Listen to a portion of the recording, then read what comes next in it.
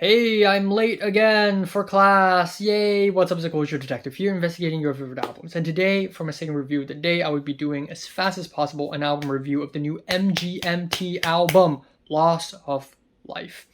MGMT is a legendary American pop duo consisting of band frontman and vocalist Andrew Garden and keyboardist, multi-instrumentalist Ben Goldwasser, and together they're MGMT.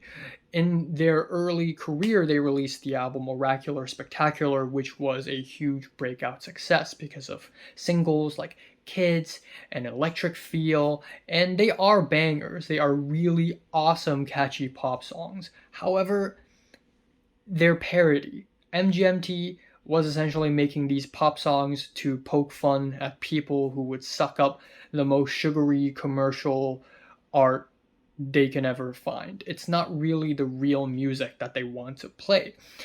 And so in the year 2010, they released their sophomore album, Congratulations, which is them saying, you know what, fuck you guys. We're going to make the kind of music that we want to make, weird art pop.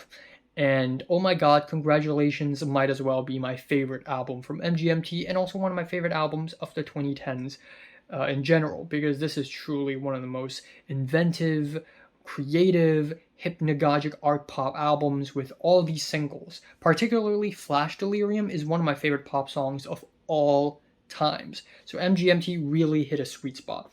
However, in 2013, they released their self-titled album where they continued down this weird trajectory of art pop, and they have dug themselves into a bit of a creative corner where a lot of the songs come off one-dimensional, underwhelming, and not really thoughtful.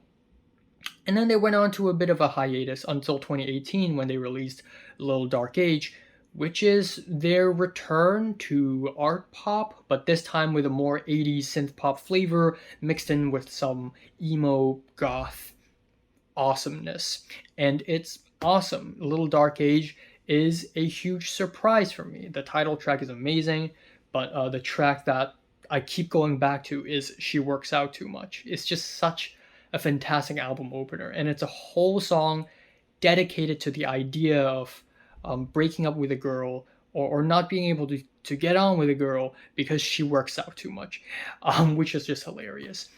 And so it's been 6 whole years since Little Dark Age, and I have been waiting for so long for a new MGMT album, and finally they have released their new album, Loss of Life. And both expectedly and unexpectedly, they have completely changed their genre and style once again. And judging from the singles, I can already tell that this is going to be extremely different. This album is way more guitar centric, and almost every track here are rock ballads. Yeah, so they're doing rock balladry. I mean, it's still in the same realm of Neo-Psychedelia, and there's still a lot of elements of art pop here, but for some reason everything's super organic here, lo-fi, and also your average poppy hooks and catchy choruses have completely disappeared in the favor of expressive, moody, rocky, pop rock music. So once again, MGMT has turned off many new fans. Maybe this is done in reaction to the great poppy success of Little Dark Age, and Andrew and Ben decided to be like, you know what, fuck it, I'm gonna do a switcheroo again. But this new direction in music, it's genuinely not that bad. I do love myself a good dose of sad, moody, yet dreamy psych rock, art rock music. But I do have to admit that MGMT's music became way less charming and way less quirky with this change of genre.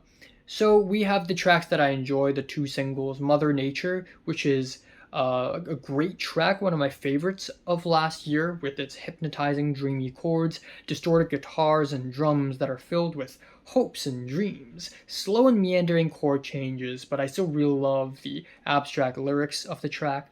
Then their next single is Bubblegum Dog, which takes on a more weird Southern American folklore. Bubblegum Dog in some ways represent death and mortality, in some ways it represents the change of society, and it's a fun, weird, kooky, blown out rock pop song.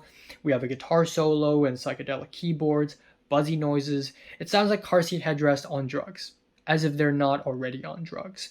And I really like the opening lines. Bubblegum dog, tell me what the truth is.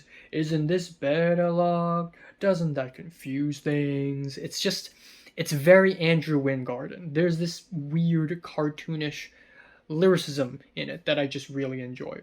I really like Nothing to Declare as well, which is a straightforward 4/4 guitar ballad with some bossa nova influences, some shakes, some watery acoustic guitars. And then afterwards we have Nothing Changes, which is a 6.5 minute long arena-sized pop song.